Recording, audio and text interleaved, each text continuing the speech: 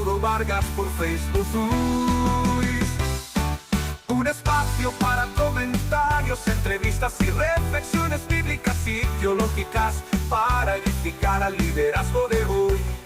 Para líderes con Mauro Vargas por Facebook.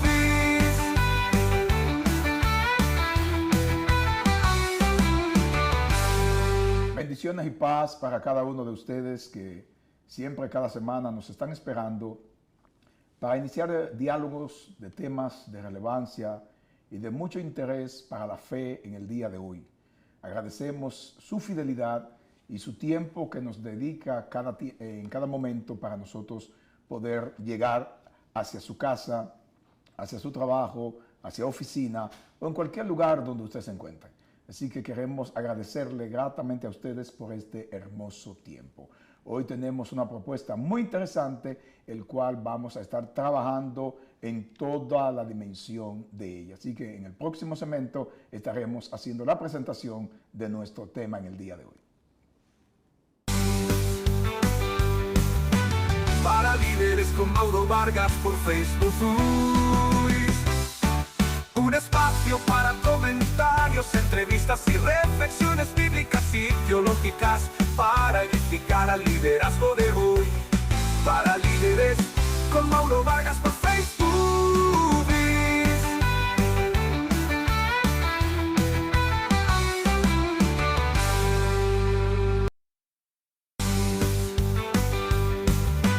Para líderes con Mauro Vargas por Facebook. Un espacio para comentarios, entrevistas y reflexiones bíblicas y teológicas para edificar al liderazgo de hoy. Para líderes con Mauro Vargas por Facebook.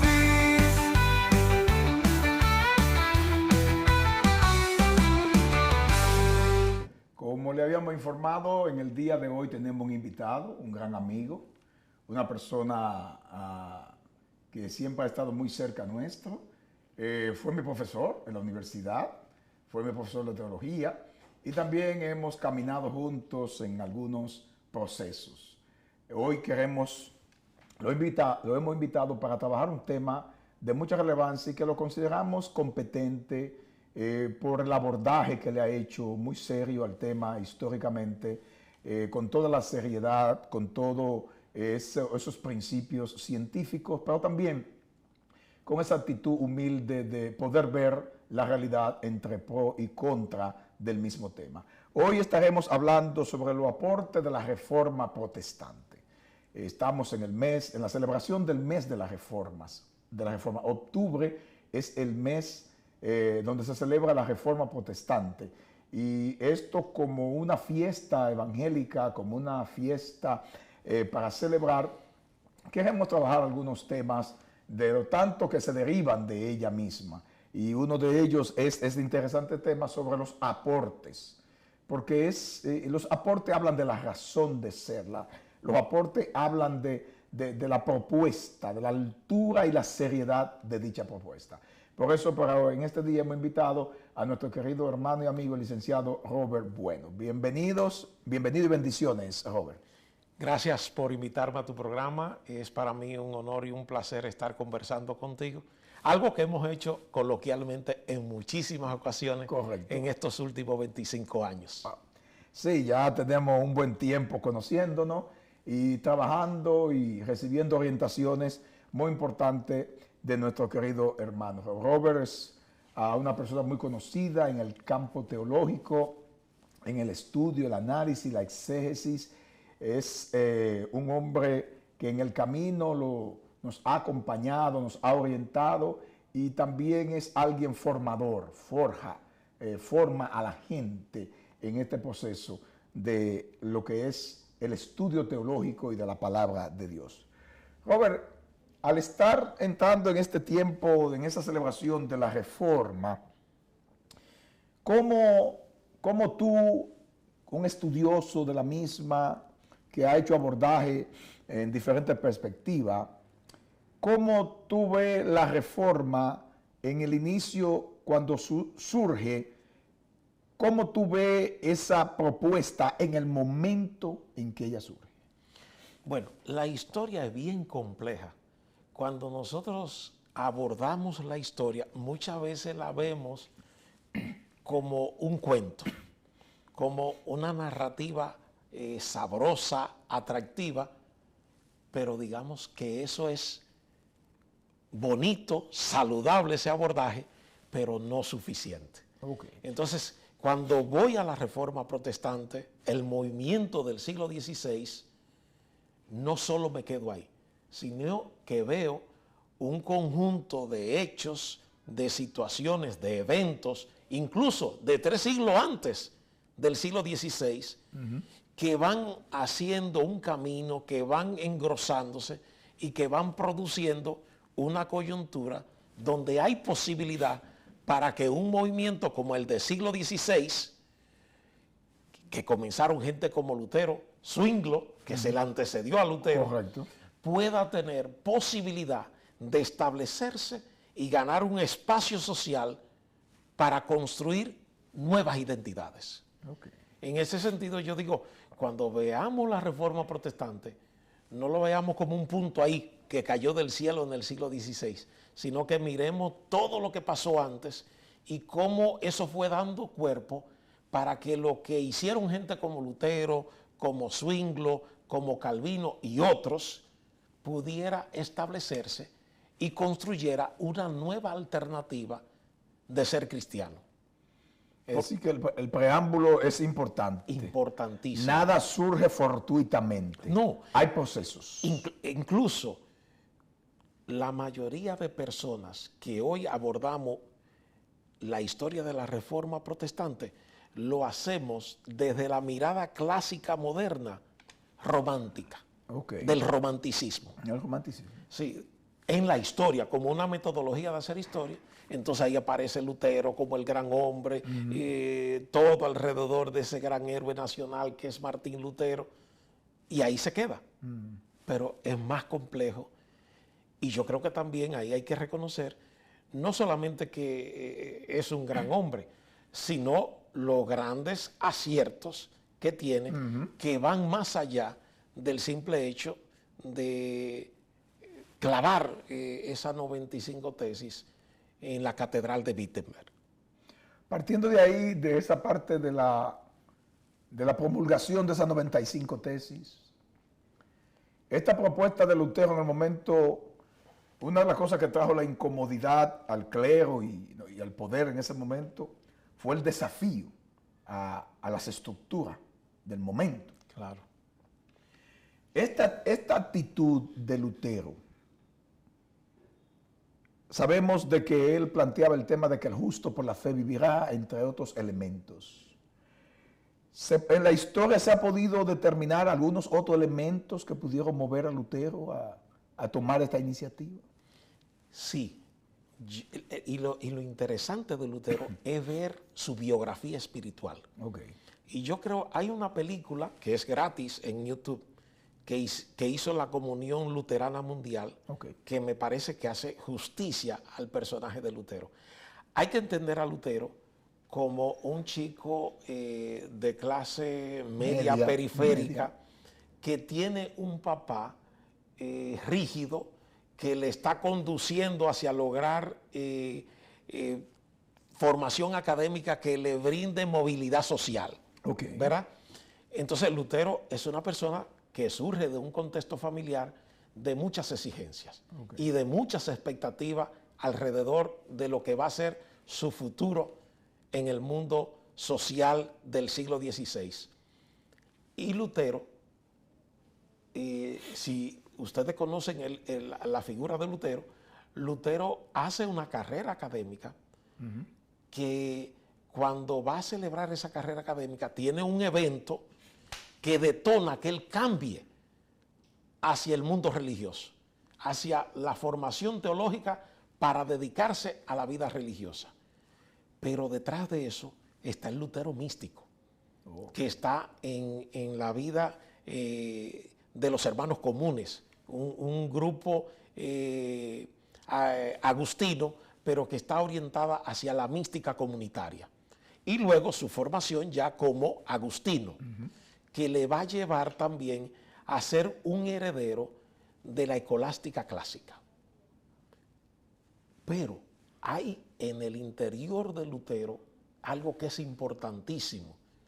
Es ese deseo de crecer y digámoslo de alguna manera sencilla, ese deseo de estar bien con Dios, de portarse de tal manera que su vida sea agradable a Dios. Y esa espiritualidad de Lutero, que viene muy profundamente ligada a su historia con los hermanos de la vida común, una orientación, ¿verdad?, religiosa muy popular en ese tiempo en Alemania, lo convida a él cambiar personalmente. Y ahí es su encuentro espiritual, pero es un encuentro espiritual emocional. ¿Por qué? Porque Lutero pasa, y ahí hay que ver en la biografía de Lutero, un tipo apasionado por los estudios. Muy apasionado. Lutero ya a los 21, 22 años ya es doctor. De doctor, correcto. Pero sigue teniendo problemas con la cabeza intelectual.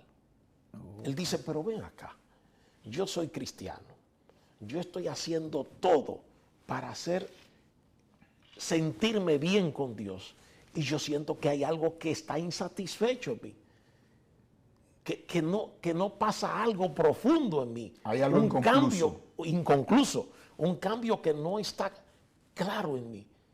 Y ahí es que llegan esas últimas experiencias que le obligan a un quiebre con lo tradicional. Okay.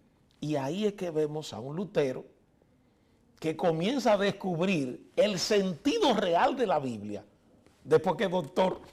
Correcto. Y que se le pone como tarea enseñarle el libro de los Salmos. Wow. Y comienza con el libro de los Salmos. Y bien interesante esto, lo importante que es la literatura sapiencial, la sabiduría, para desarrollar una relación profunda con Dios. Wow. Y una espiritualidad que toca la profundidad del alma. Y estamos hablando del libro de los Salmos, estamos hablando de los Proverbios, aunque es un libro deuterocanónico, con el eclesiástico, en la biografía de muchas personas de la tradición cristiana amplia. Entonces, Lutero ahí hace un profundo cambio que le lleva a una convicción más compleja. Él dice, pero yo estoy enseñando Biblia, yo soy doctor, y todavía eso no llega a lo profundo de mi vida. Wow. ¿Y por qué podemos llegar a esa conclusión? No yo, los grandes biógrafos. Lutero se acostumbró a la teología especulativa del mundo escolástico. Y ese sistema le llevaba a tener un ejercicio profundo de la retórica, del razonamiento lógico, pero nada de su vida interior. No había respuesta. Y habían esos caminos paralelos. Estoy llevando un ejercicio espiritual, una espiritualidad que no me conecta conmigo y que no integra razón, fe y experiencia de fe. Y ahí entonces llega la enseñanza del libro de Romanos, donde hay esa, digamos, esa apertura. Y dice, aquí hay una respuesta que yo estoy buscando. La idea de cómo yo encuentro paz interior y encuentro esa seguridad de que Dios está guiando mi vida. Y ahí viene el justo por la fe vivirá. Y todas las implicaciones que tiene esa doctrina para el contexto donde estaba viviendo Lutero. Correcto. ¿Sí? Un contexto que ahí viene adverso. todo lo de las 95 tesis. Pero fíjate que los biógrafos de Lutero tienen razón, y yo te estoy compartiendo algo que no es una idea propia mía. Es que Lutero, antes de las 95 tesis, lo que sacó, lo que pegó, lo que colgó allí, el bedel, porque era el bedel de las universidades que hacía esa tarea, no el doctor, cuelga primero las 97 tesis, antes que las 95. Y yo gocé un mundo. Algunos estudiantes siempre dicen, este tipo está loco hablando de las 97 tesis. Y hubo un estudiante que me hizo unas expresiones faciales cuando yo le mencioné las 97 tesis. Pues sí, Lutero, unos 2 meses antes, la primera propuesta de Lutero, porque era lo que estaba en la profundidad de su corazón y en el equipo que Lutero estaba leyendo la Biblia y leyendo la gran tradición cristiana, era en un equipo. Lutero no estaba solo. Eso es muy importante. Muy importante. Eso es muy importante. Muy importante, sí. Y ahí estaba una persona clave, Cardas. Un proyecto con muchos cerebros. Sí, Cardas, que era uno de los profesores y había sido un mentor de Lutero. Okay. Que interesantemente, después de 1521, se separan. Okay. Y ese es otro elemento de la complejidad de la Reforma Protestante que más adelante pudiéramos abordar. ¿Qué pasa? En esas 97 tesis, el enfoque de Lutero es un enfoque muy racional, muy centrado en la Biblia, pero no tiene mucho que decir a la teología popular, a la realidad del cristiano común. Era sobre la educación teológica. Era algo muy propio de su interior. No, de la educación teológica, del sistema de formación teológica. Okay. Porque es lo primero que Lutero dice, pero esto es imposible que yo siendo doctor, todavía yo no sienta tranquilidad en mi espíritu de lo que es mi conexión con Dios. Wow. Entonces ahí dice, la educación teológica tiene que cambiar. Y en las 97 tesis, básicamente el planteamiento es cómo debe ser la educación teológica. Okay. Y obviamente eso eran especies de cláusulas que se colocaban en la puerta de la facultad o de la catedral, que eran una invitación a la discusión, al debate. Por eso se le llamaba en muchos casos disputatio. Okay. La disputación, que era una especie de invitación al diálogo retórico y al diálogo entre los alumnos o entre los docentes de una universidad, en este caso de Wittenberg. Y conectando las dos cosas, Lutero tenía una gran preocupación, porque él mismo había experimentado eso, cómo la educación teológica tiene que transformar e impactar la vida del cristiano. Eso es muy importante porque es mirar la educación más allá de una academia. Y más allá de la academia. Del cerebro. Sí. En el tema de la transformación del ser humano. De la transformación. La transformación del ser humano. Sí. Y ahí... Es un tema muy interesante para que los institutos bíblicos, universidades evangélicas, seminarios, tengan que revisar su actuación en estos días. Y fíjate algo muy interesante. Y su propuesta. Fíjate algo muy interesante en la educación teológica, que es una pasión que yo tengo ya de más de 35 años. Sí. Trabajar el tema de la educación teológica. Nos consta eso. Sí. Mira, en los últimos años, comenzaron algunas figuras aisladas del mundo evangélico norteamericano a trabajar el tema de la espiritualidad, lo que hoy se llama formación espiritual. Un pionero es Richard Foster. Richard Foster. Ese tipo, en Alabanza de la Disciplina, un libro clásico. Clásico, muy interesante. En un primer momento, el profesor Richard Foster fue crucificado. Y hoy, en la mayoría de entidades de educación teológica superior de Norteamérica, Europa, África y Asia, y en América Latina, con algunas limitaciones, no hay nadie que se gradúe de un programa teológico que no tenga el curso de vida espiritual, desarrollo de vida espiritual y de formación teológica. De Richard Foster. Y otra cosa, muy interesante, que algunos seminarios, especialmente seminarios evangélicos, comenzaron en los Estados Unidos. Antes había el típico curso de evangelismo, como estrategia de campaña, de promoción del evangelio. Y de alcance. Y de alcance así en actividades masivas. Muchos seminarios comenzaron a poner como un requerimiento para formación en la educación ministerial y teológica el tema del evangelismo contextual o personal o testimonial. Como un curso. Oye, mientras tú estás estudiando aquí, tú tienes que evangelizar a una persona. Correcto. Para mí, que vengo de la historia y que lo mío es de la historia, yo podría ver a la gente del mundo de estudios pastorales con algo de desprecio por eso. Mira lo que están perdiendo tiempo en su currículum. Pero no, eso es central, porque tenemos la gran tradición de Jesús, tenemos la gran tradición de Pablo, estoy diciendo el Nuevo Testamento, la centralidad del discipulado y la centralidad de una vida cristiana centrada en Cristo. Entonces, Lutero experimentó algo de eso con diferentes matices que ha pasado en los últimos años en nuestras instituciones de educación teológica. Y nosotros tenemos una deuda. Yo conozco más el mundo, ¿verdad?, de la educación teológica en América Latina, y eso es un tema que todavía está pendiente en muchas instituciones de educación teológica de América Latina, o que se vuelven muy centradas en la doctrina, en el dogma, y hasta que te tienen 17, 20 cursos de Biblia, pero en el fondo no es estudio bíblico, es dogmática. Desde la Biblia, ¿verdad?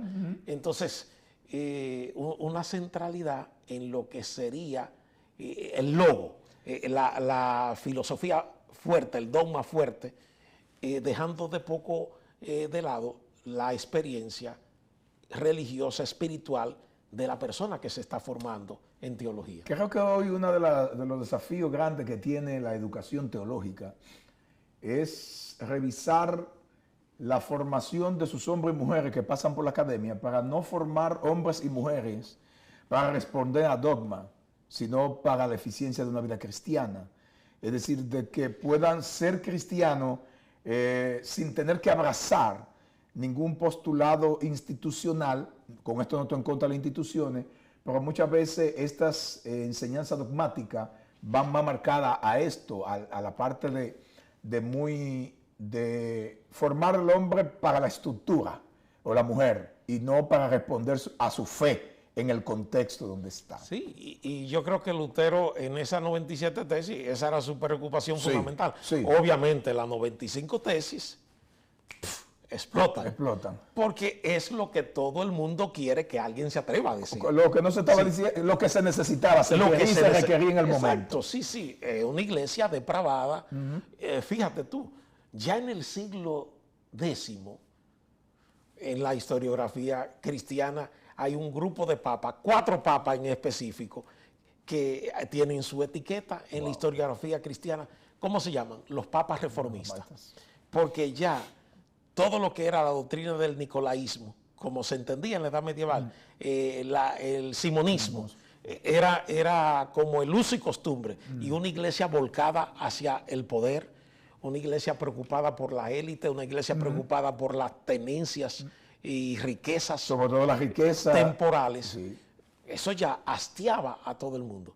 Incluso algo que es evidente cuando tú revisas la literatura antigua, independientemente del modelo monástico que tenía mucha influencia, esa iglesia católica antigua, que hoy, ¿verdad?, corresponde a la iglesia católica romana, se ve forzada a trabajar todo el asunto de que el celibato, de que los sacerdotes no se casen, porque era el pueblo mismo que decía, hay tanta inmoralidad sexual que nosotros queremos ver un sacerdote célibe, igual que como viven los monjes, para tener una iglesia pura. O sea, una demanda del pueblo. Del pueblo. Sí.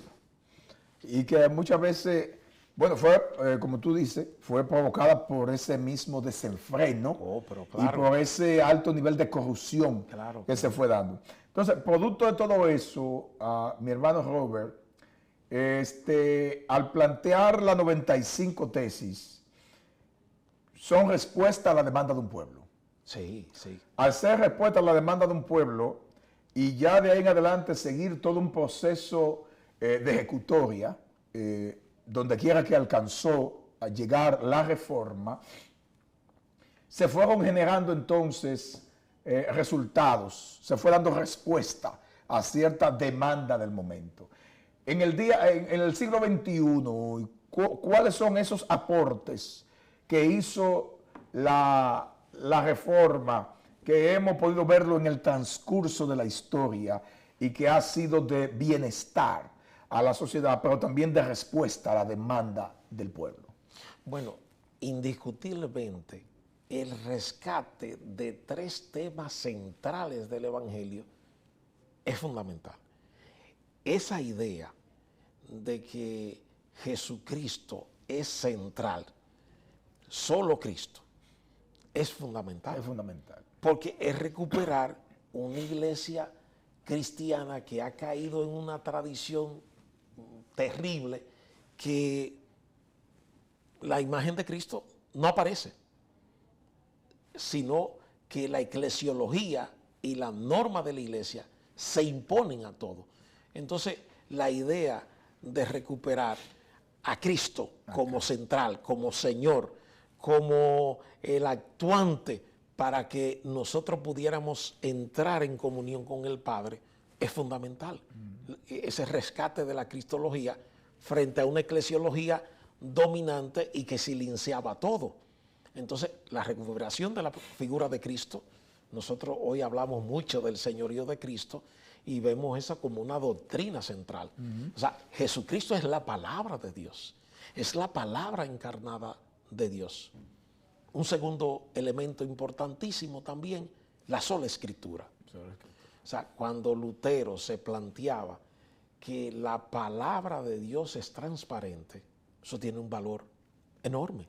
Y cuando los reformadores radicales asumieron también la idea de que la escritura es importante, la palabra escrita es importante, es la revelación de Dios, pero siempre y cuando que sea interpretada toda la Biblia a partir del Evangelio. Okay. Y el Evangelio es, Jesucristo es el Mesías, correcto, Jesucristo es el hombre que murió, y Jesucristo es el hombre que murió y resucitó al tercer día. Ese núcleo central, eso es un elemento muy importante. Y un tercer elemento vital para ver los cambios y la transformación, la doctrina del real sacerdocio de los creyentes. Correcto. Y más con la relectura de los reformadores radicales. Porque Lutero, vamos a decir que desde 1521, Lutero fue hábil y audaz políticamente. Él dijo, espérate, si yo sigo contando la historia de la manera que yo la estoy contando, probablemente lo que estoy anunciando y lo que estoy promoviendo me lo van a matar el gallo en la funda. Me van a matar el gallo en la funda. Y Lutero hábilmente, no, a mí no me gusta, pero tengo que reconocer históricamente que Lutero es un vencedor, en el sentido que dijo, yo necesito aliados fuertes que me sustenten esta provocación que yo estoy trabajando. Y ahí es donde da apertura a que los países, que los príncipes que no estaban de acuerdo con el sistema de poder de la iglesia. Y consigue la alianza primero de unos 5 y luego de 7 príncipes en totales que echan para adelante su reforma, sostienen su reforma. A un costo medio feo, históricamente. Sí. Pero el costo no fue lo más elegante posible. Pero sostuvieron la idea de que había una manera diferente de cómo ser cristiano. Hay cosas que no se justifican porque son necesarias. Mira, hay que recordar, Lutero nació a finales del siglo XV en una sociedad hegemónica. El concepto que se ha usado es cristiandad. Ahí lo que dijera la iglesia era lo que tenía valencia. Y reyes y todo el mundo trataban de negociar y estar de acuerdo y darle su parte para que... Entonces, él nació en un mundo unilateral, de una sola visión. Entonces, lograr que pasara lo que pasó, se necesitaba cierta fuerza y apoyo político. Ahí su amigo Caldra lo dejó de lado. Yo hubiese estado con Caldra. Porque, ¿qué pasó? ese planteamiento de el sacerdocio de todos los creyentes, que Lutero lo creía, pero de una manera más moderada, ¿verdad? Okay. No es que Lutero rechazaba, no, lo encarnaba totalmente, y en su práctica pastoral era bastante respetuoso de eso. Tenía convicciones muy profundas. Sí, unas convicciones muy profundas, Muy profundas, pero no con la radicalidad que se plantea. Es el riesgo. Se plantea. Es el riesgo. Entonces, en los procesos. tomó esa opción. Los reformadores radicales dijeron no. Si es que somos iguales, todos, y que somos real sacerdotes, también la gente del pueblo es real sacerdote. Pero ya tú sabes lo que eso implica. Claro. En cualquier grupo humano. Claro, eso era quitar poder, quitar fuerza y tocar la parte sensible del ego. Y vamos a estar claros, un desafío de reforma que tiene la iglesia contemporánea es verse en la luz de cómo se vieron los reformadores radicales en su tiempo. Wow. Y verse en el espejo de las primeras comunidades cristianas y en especial en esa narrativa de Hechos 2. ¿Qué significa ser comunidad del reino?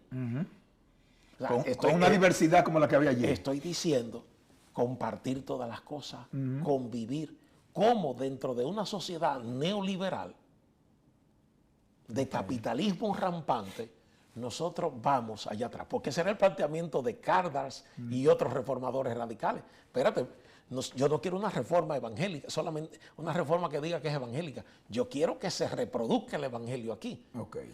Ahí hay cosas que quizás en ese momento no se supieron matizar, pero que hoy también nosotros tenemos esa misma disyuntiva. Esa misma disyuntiva. Sí. ¿Cómo ser iglesia?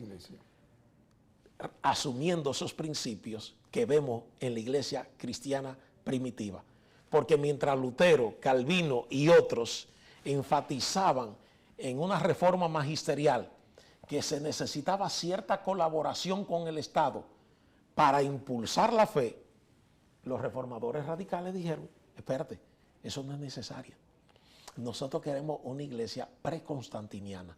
Okay. Nosotros no queremos reformar la iglesia, nosotros queremos restaurar la iglesia apostólica. Okay. Muy importante eso. Muy importante ese planteamiento. Sí. No reformar, es replantear, recuperar la iglesia.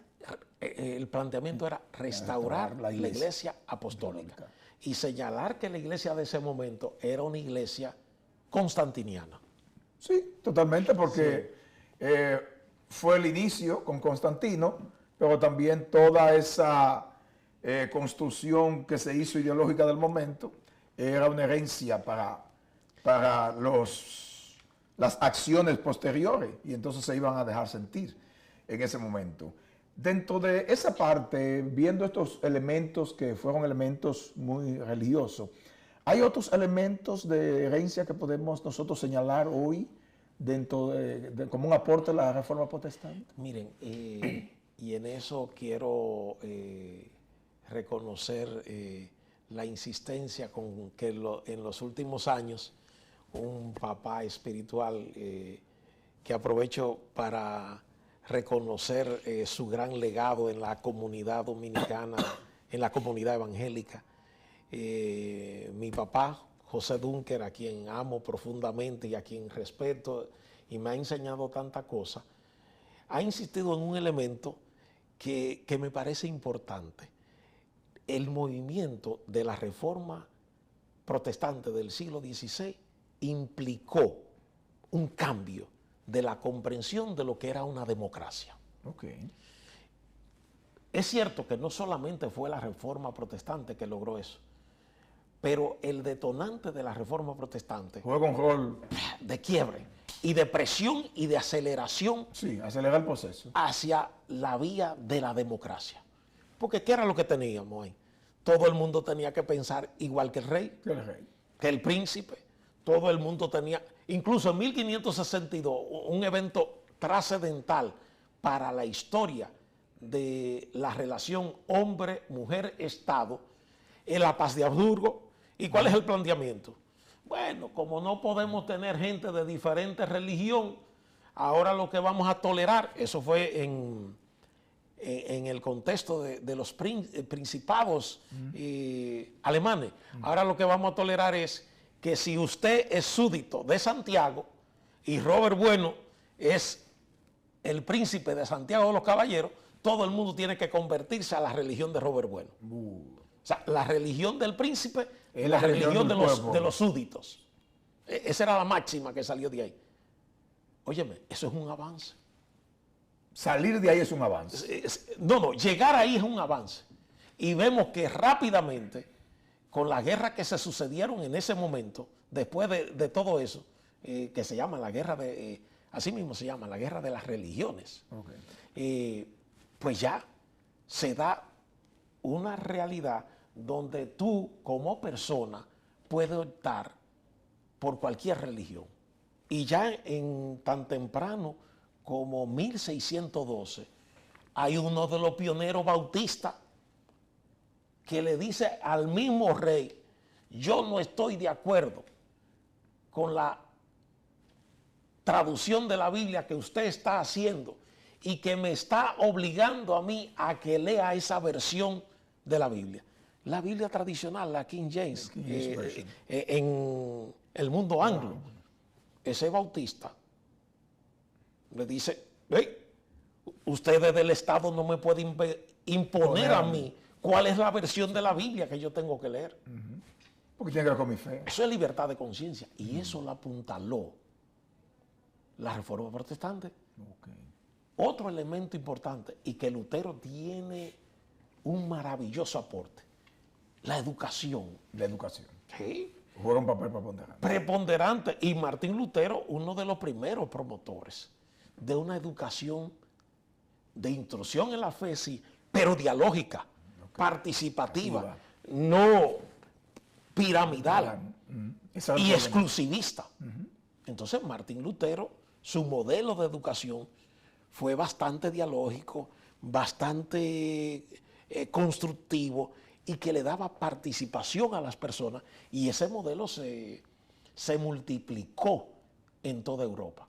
Hay que reconocer, señores, Martín Lutero, cuando llega 1810 y se rescata y se pone por el cielo la figura de Martín Lutero, en la época dominante de la teoría histórica romántica, del romanticismo de la historia, que se eleva la figura de Martín Lutero, hay que reconocer alguna cosa impresionante.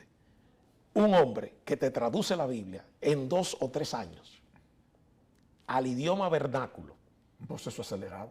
Un proceso acelerado. Recordemos, ya Pedro Baldo, el de los valdenses, siglo XII, ya había traducido pequeñas porciones de los evangelios. Lo había hecho Wycliffe en inglés, lo habían hecho también en España, en Sevilla. La Biblia de Casiodoro de la Reina, y ya habían hecho pequeñas traducciones a los idiomas europeos. Pero recuerden, era la Vulgata, sí o sí. Correcto. Era la Vulgata. Entonces comenzar a hacer esa traducción en un lenguaje, en su momento contemporáneo a Lutero, hacerlo tan rápidamente. Al lenguaje del pueblo. Al lenguaje del pueblo. Aprovechar de que ya tenemos el invento chino de la imprenta en Europa. Correcto. Así que Lutero fue el primer bestseller con las 95 tesis y con 2 o 3 libritos que escribió, y luego con la versión de la Biblia, que se hicieron varias versiones y varias publicaciones de la Biblia del Nuevo Testamento y posteriormente del Antiguo Testamento, porque la hizo completa. Señores, eso es grande. Y en el tiempo que lo hizo. Y fíjate, hablando de la educación, porque eso es parte de la cultura y un impacto a la educación de la Europa del siglo XVI que impactó a todo el mundo europeo. Que nosotros en ese sentido tenemos que reconocer, y esto como historiador yo lo hago, eso es un sesgo. Nosotros estamos viendo la historia de la bolita del mundo desde Europa. Eso se llama occidentalismo. Había otra historia. ¿Había otro hemisferio? Sí, que nosotros no estamos contando. También del hemisferio occidental, porque todavía estaban recién llegando los españoles a lo que hoy nosotros hablamos como América. Como América. Entonces, Mauro, que un autor del siglo XVI tenga tantas ediciones de sus libros y que sus libros comiencen a circular en toda Europa, no solamente en toda Europa, aquí llegan a finales del 1500, llegan Biblias luteranas y son quemadas aquí en la plaza de la Catedral Primada de América. Al menos se registran 300 Biblias quemadas. Y esos que traen esa Biblia, que son ingleses, se les llama corsarios, piratas, herejes, papistas. Esas son antipapistas. Esas son las etiquetas que se le ponen a ese otro. Eso es producto del trabajo de Martín Lutero. Y en un mundo, en el término de comunicación, tan limitado en el momento. Señores, porque nosotros ahora... Una gente hace un chiste en la China. Uy, aquí se sabe. Y a los 30 segundos ya yo lo tengo. Aquí lo tengo. Sí, ese mundo era totalmente, un dato interesante, sí, totalmente diferente. Y cómo corrió y cómo Lutero se hizo bestseller. Y cómo en el 1800, a partir del 1810, ¿por qué en 1810? Pasa algo muy importante en el mundo alemán. Se crea la Universidad de Berlín. Y el régimen prusiano germano dice, esta va a ser la mejor universidad del mundo. Y ahí junta a todo el mundo bueno de Alemania y lo pone ahí. Y casi hay un consenso ahí de los historiadores de levantar la figura de Martín Lutero como un elemento clave para el desarrollo de la Alemania nacional que hoy nosotros conocemos. Y entonces se convierte en padre de la lengua, del alemán. Entonces, ver a Martín Lutero siendo dignificado para una permanencia en la historia desde la universidad que entonces acoge esta realidad. Pero fíjate, es tan importante. Hay un libro fascinante de un ateo. De un historiador agnóstico, Lucien Lefebvre, un historiador de alto rango de las escuelas de los anales francesa, que es una escuela de mucha influencia en la historia del siglo pasado y aún, de donde es Fernando Braudel, una camada de historiadores importantes que escribe una biografía de Lutero.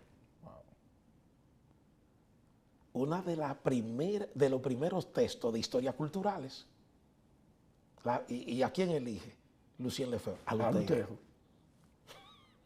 Muy importante. Fíjate la importancia de la figura para entender un proceso histórico como el surgimiento de los estados nacionales. Y ya estamos hablando del tema de la democracia, que ahí lo asociaba, ¿verdad?, con la insistencia del hermano José Dunker, con ese aporte de la Reforma Protestante y de la educación.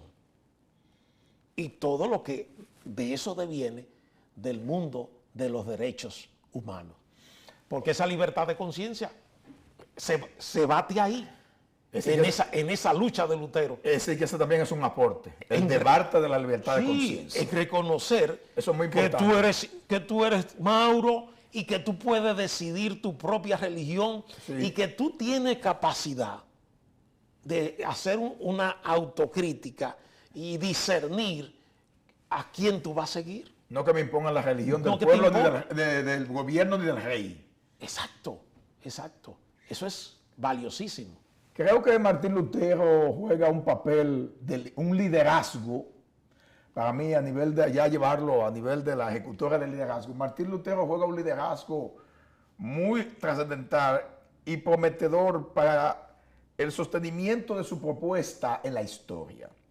Que es muy importante el líder a la hora de hacer su propuesta, analizar no simplemente que el sentimiento o emoción personal le mueva, sino que sabe que hay un pueblo que está demandando y hay un pueblo que está esperando.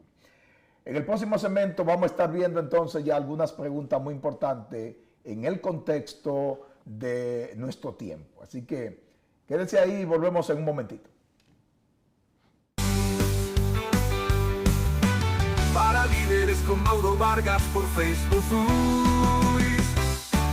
Un espacio para comentarios, entrevistas y reflexiones bíblicas y teológicas para edificar al liderazgo de hoy. Para líderes con Mauro Vargas por Facebook.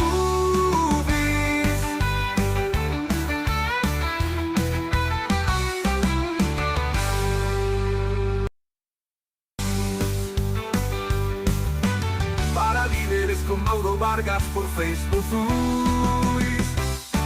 Un espacio para comentarios, entrevistas y reflexiones bíblicas y teológicas para edificar al liderazgo de hoy. Para líderes con Mauro Vargas por Facebook.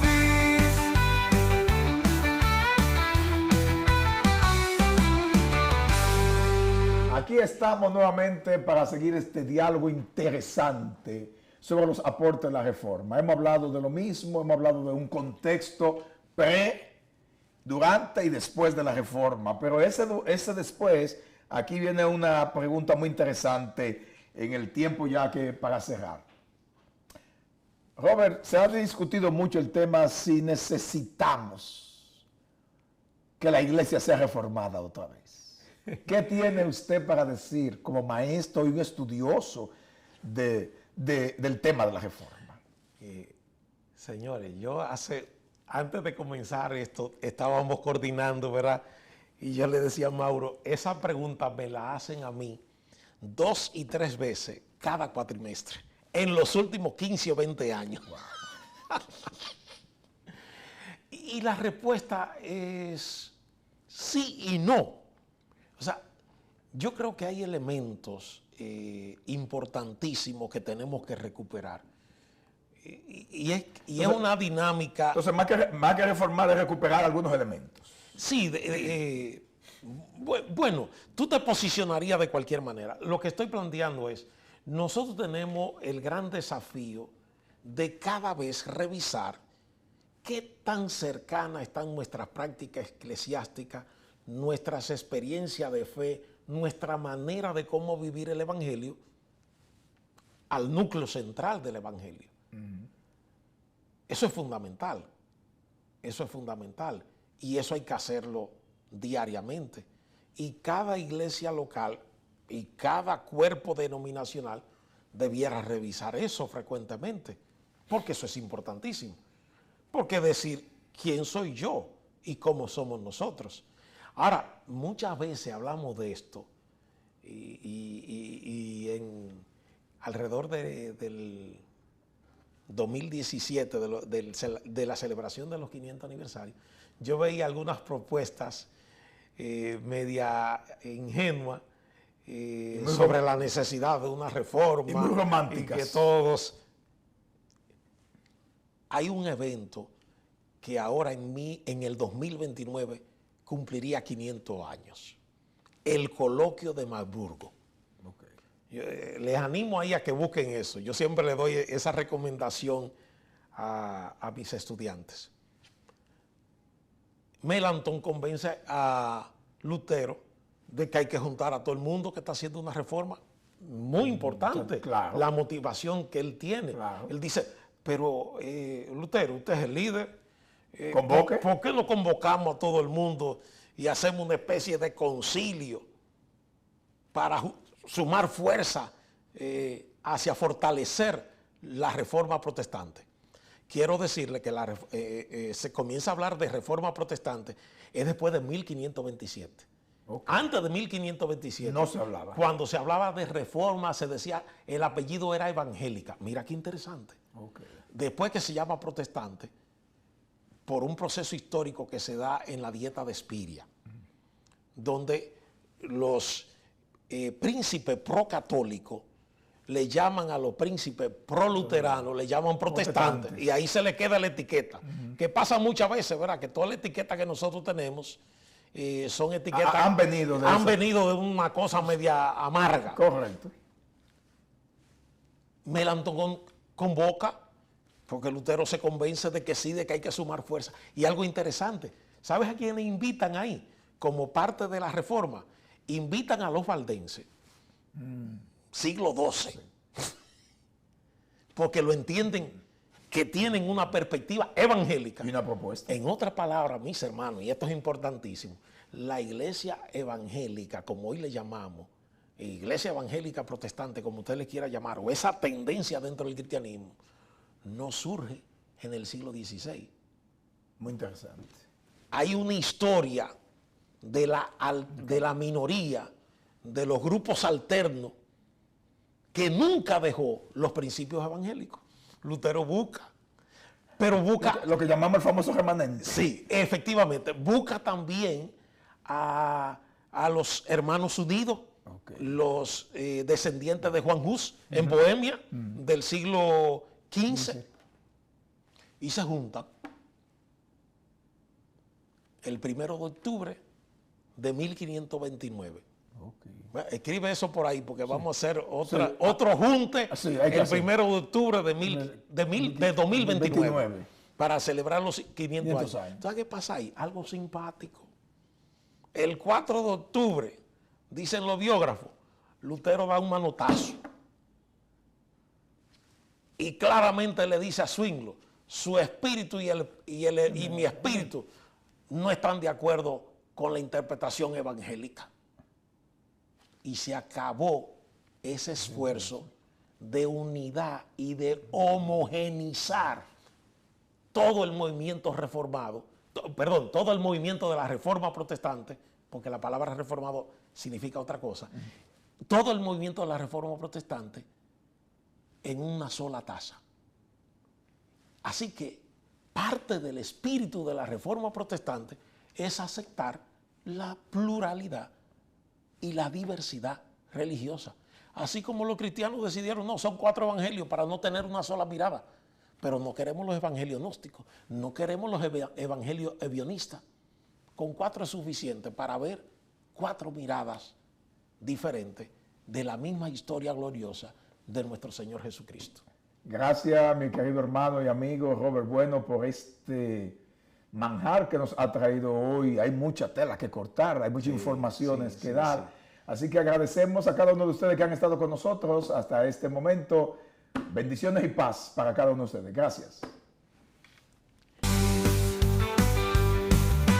Para líderes con Mauro Vargas por Facebook. Un espacio para comentarios, entrevistas y reflexiones bíblicas y teológicas para edificar al liderazgo de hoy. Para líderes con Mauro Vargas.